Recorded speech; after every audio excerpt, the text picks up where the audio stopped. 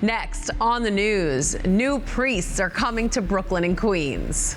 He went from working in restaurants to serving the Lord. I'm Katie Vasquez, and coming up, I'll introduce you to Deacon Herardo Tiltalpa, one of the priests to be ordained in the Diocese of Brooklyn.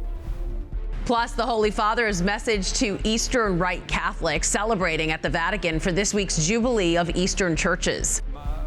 Why there's a push to have the Pope's childhood church in Chicago designated as an historic landmark. And it's the day of giving at St. Edmund Prep in Sheepshead Bay. How you can help. I'm Christine Persichetti. Currents News starts right now.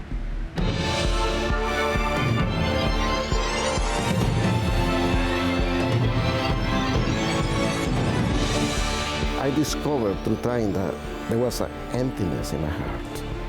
That piece for Deacon Herardo happened when he swapped jobs. He went from serving food to serving the Lord. 7 new priests will join the Diocese of Brooklyn this summer, bringing with them a wide range of life experience. One of them is Deacon Herardo Tiltalpa, who moved to New York as a teen. Deacon Herardo says his life did not involve religion, but eventually he found God and hasn't looked back. Currents News' Katie Vasquez joins us now to introduce us to him. Hi, Katie. Hi, Christine. Well, if you ever grabbed a dish from Gino's in Bay Ridge, you may have met this man that I'm about to introduce. Deacon Herardo Tiltalpa worked in restaurant kitchens for years, making good money, but he says the call to serve the Lord was too strong. Now he's one of the seminarians that will be ordained in June. Take a look.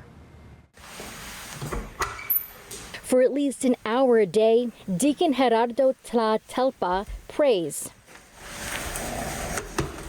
But more than 25 years ago, when he moved to New York from Mexico, the seminarian admits God was not part of his life. I did my sacraments in Mexico, yes, but I didn't practice my faith. Deacon Herardo worked as a busboy, dishwasher, and server at various restaurants in New York City. Then friends invited him to a retreat in the Bronx, and his love of God was developed. They showed me how to do the rosary, and I loved so much the rosary that I asked them if I could go every week with them. He became involved at Our Lady of Refuge Church in Midwood, where the former pastor, Father Michael Perry, told him to consider the priesthood. I said, no, Father, no, that's not for me, you know that. But God got involved and showed him the way. I discovered a Bible verse who changed my whole life. And that Bible verse said, you are a priest forever. Entering the seminary was difficult at first. I was about to leave, and I was crying. Now, he says, there is a brotherhood with his fellow seminarians that can't be broken. If you are sick, you are not alone. People will call you. People will send you emails. People will grab you some food, some medicines, whatever you need. Deacon Herardo believes his restaurant training has helped him to be a better priest. Sometimes people want to ask something, you know, and you got to give answers. So I think that helped me, because as a priest, you need to talk to people. And as he prepares for his ordination in June, he knows becoming a priest was part of the plan all along. I discovered through trying that there was an emptiness in my heart. And I discovered that being a seminarian, being a deacon now, I discovered that there is so much joy. There is so much peace in my heart. When Deacon Herardo is ordained, he won't be alone. He is one of 8 children, and he says many of his siblings, nieces, nephews, and cousins will be there as well, cheering for him. And he says it won't be hard to spot them because they're probably going to be pretty loud cheering him on. Christine? Wow, that's great. So, Katie, what's he looking forward to most after he's ordained? Well, this has been a long journey for him, and he just can't wait to kind of take this next step. But he says he's glad to be going from serving people to kind of feeding the souls of the parishioners and the faithful that he'll be meeting at whatever parish he's assigned to. And he's really looking forward to helping people through any struggles that they have. You know, he's learned from working in the restaurant industry how to talk to people at their lowest and their highest points.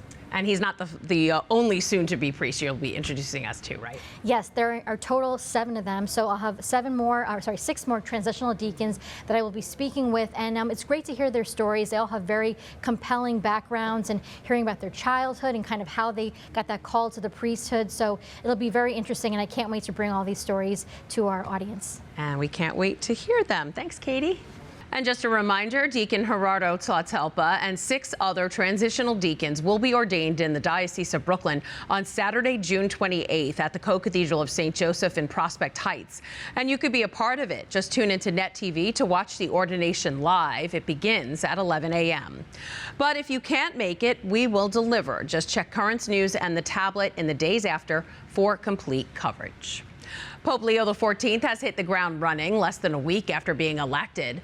During the Jubilee of Eastern churches, the Holy Father welcomed Eastern Rite Catholics to the Vatican, telling them the Church needs you.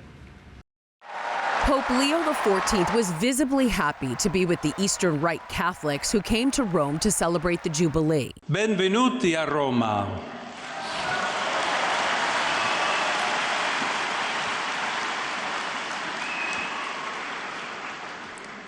Sono felice di incontrarvi e di dedicare ai fedeli orientali uno dei primi incontri del mio pontificato. The new pope recalled how Pope Leo XIII stressed a century ago that Latin Rite Catholics must respect the customs and norms of the Eastern Rite Catholic churches. Furthermore, he echoed the words of Pope Francis, emphasizing that the Latin Church had much to learn from the Eastern Rites when it comes to synodality, liturgy, and spiritual tradition. Occorre sensibilizzare I latini. In questo senso, chiedo al Dicastero per le Chiese orientali, che ringrazio per il suo lavoro, di aiutarmi a definire principi, norme, linee guida attraverso cui I pastori latini possano concretamente sostenere I cattolici orientali della diaspora. In recent years, a large number of Eastern Rite Catholics have had to flee their homes due to conflict and persecution. In fact, the Middle East has been losing its Christian population for decades now. Hence, this audience was also an occasion to pray for peace.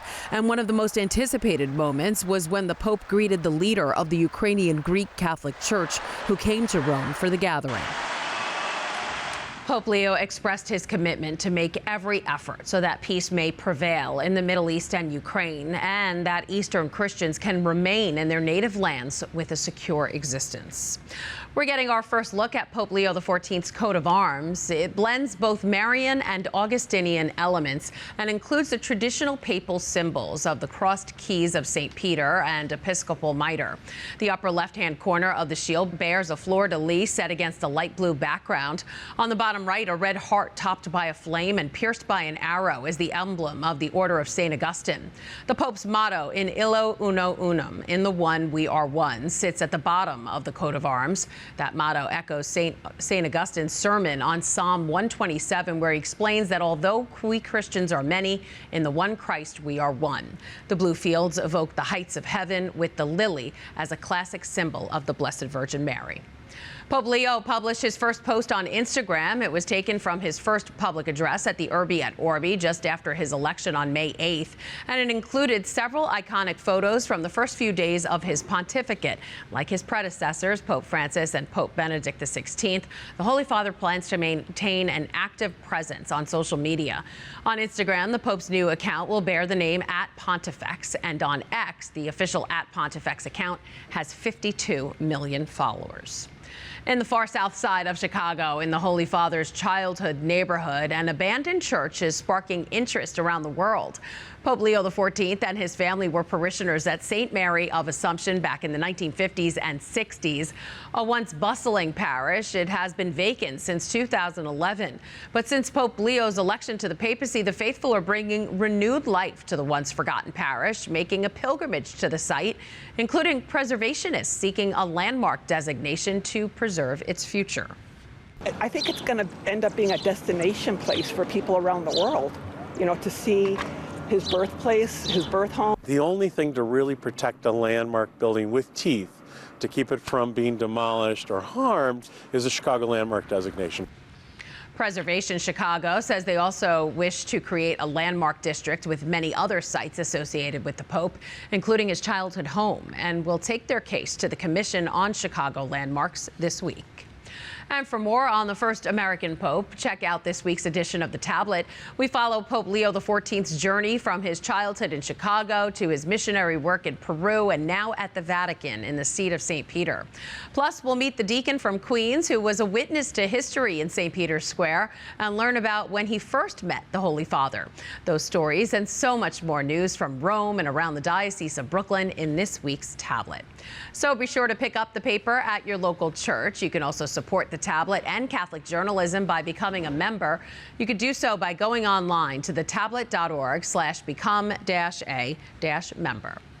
Finally tonight, a big challenge from St. Edmonds High School in Sheepshead Bay on this, their Day of Giving. Helen Ballas graduated in the class of 1950. She left $30,000 to the school in her will, but with a catch. St. Edmonds can't use the money until the school community matches that amount. It's a big incentive for alumni, parents, and others in the community to open their wallets. And so far, over $6,000 have been raised. If you can help, go to stedmondprep.org/Day of Giving. The clock is ticking. And before we go, do you have a story idea or want to share a tip? Email us at newstips@desalesmedia.org or call our 24-hour number, 718-517-3122. And that is this Currents News Update. I'm Christine Persichetti. Thank you for joining us because we are putting your faith in the news. Hope to see you again next time.